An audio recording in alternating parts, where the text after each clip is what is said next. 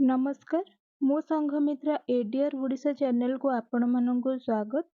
आज मु आसी आ गोटे नोटिफिकेशन सहित तो चलतु स्टार्ट करिबा। आज नोटिफिकेशन टी रही Sambalpur district Redhakhol forest division तरफ office of the divisional forest officer Redhakhol forest division notice number रही 15।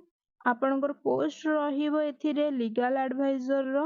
एही पोस्ट आपण मानकर प्योरली कॉन्ट्रैक्चुअल रहिबो जोटा कि 1 ईयर पई रहिबो। केउ माने एथि पई अप्लाई करि परिबे, आपणकर कोन क्वालिफिकेशन रहिथिबा दरकार एही पोस्ट अप्लाई पई। तो फास्ट रही बैचलर डिग्री करिथिबे लॉ रे, जो माने एलएलबी करथिबे से माने एही पोस्ट को अप्लाई करि परिबे। सेकेंड रही आपण को फास्ट प्रायोरिटी दिया जिवो जो माने मास्टर डिग्री करिथिबे लॉ रे, एलएलएम बा पीएचडी करिथिबे, specially with specialisation in environmental law, forest law और क्रिमिनल लॉ। तो देखंतु एथिरे देछि बार काउंसिल रजिस्ट्रेशन देछि। तो कैंडिडेट जे भी एथे अप्लाई करिवे तो candidate must be a registered advocate with the bar council of India state bar council, माने कैंडिडेट जनक बार काउंसिल ऑफ इंडिया बा state bar council registered advocate होइथिबे। एथिरे रहुछि वर्किंग एक्सपीरियंस। देखंतु experience as an advocate in handling criminal cases, forest and wildlife offense cases, environmental matters in subordinate courts, district courts और high courts। तो candidate Janak criminal cases, forest and wild offence cases, environmental matters उपरे किछि ना किछि case handle करथिबे। Second रहुछि आपणकर जे प्रथमरु government department बा PSU रे legal adviser experience आपणकर थिबा दरकार।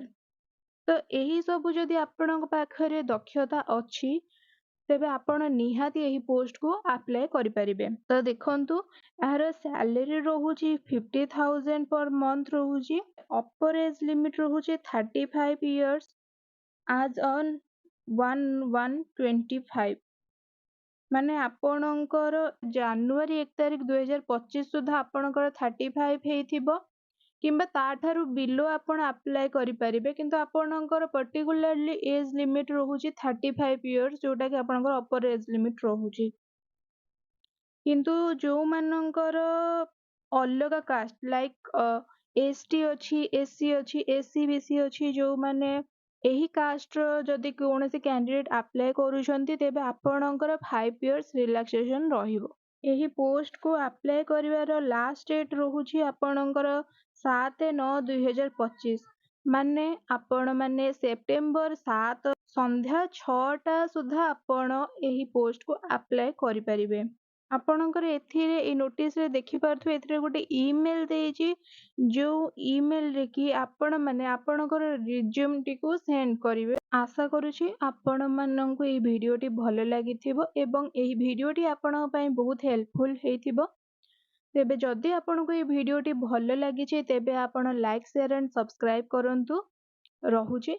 जय जगन्नाथ।